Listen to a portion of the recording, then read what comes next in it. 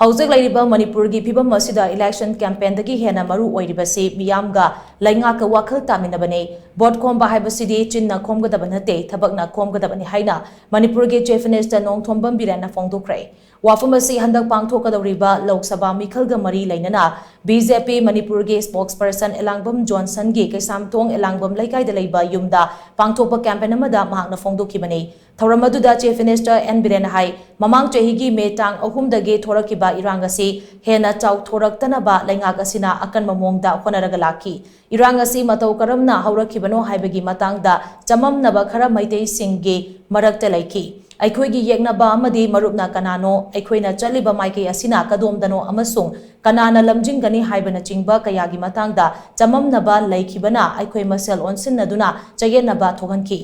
Oirakiba fibam asida tangai fadana miyamga wakhal tamina haudrabadi maikei lana chatkiba tare haiduna mamang chahigi August thadagi hauduna ngasi faubada leptana mahaki bangloda miyamgi numit pangthoktuna laki hauji yamna maru oiribadi thokliba wathok ase grassroots level dagi hauna aikhoi punna khangminnabani kanagumba ama hektana hairaga thazabagi matam natte hauji thokliba irang ase chahi kayagi mamangdagi manipura naronda changlakiba illegal immigrant singna chingi lamda kul tasin khibadagi mathang isu kaya sagalaktuna irang ase gi haurakfam oikibani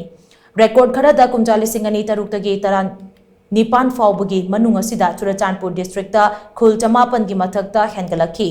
Leibag ngaglibani haiduna aikhoina chumdring laithoklubadagi ngasidi isu asi chawthoraktuna wathok oiraklibani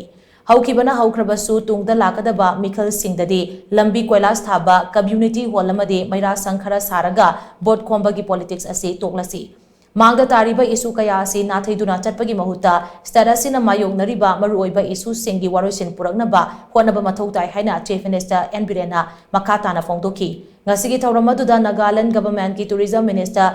Temjen along BJP ki Manipur amasung Nagaland gi General Secretary Organization Abe Kumar Giri BJP Manipur ki spokesperson Elangbam Johnson amadi BJP Kaisamthong Mandal gi President Nongthombam Biren na President member singoina saryaki Agree. Yamna Mayam Torokanda. Manipur will post figure, visual, video, Mingo port crab.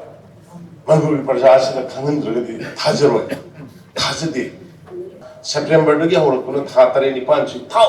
listen, make the license, listen to Torokanda. Was a video trucks, not quick cry or red, the Kunkayam Tasalame, Karai the Kunkayam Sanga, Lemino. Sahi 2006 tagina 2012 sahi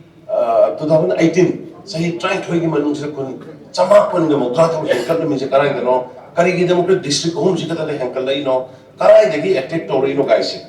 se khangmin na ba masang ai khoina masigum bagi post si da politics na masika hokda dagi ne khoina ngasi shoits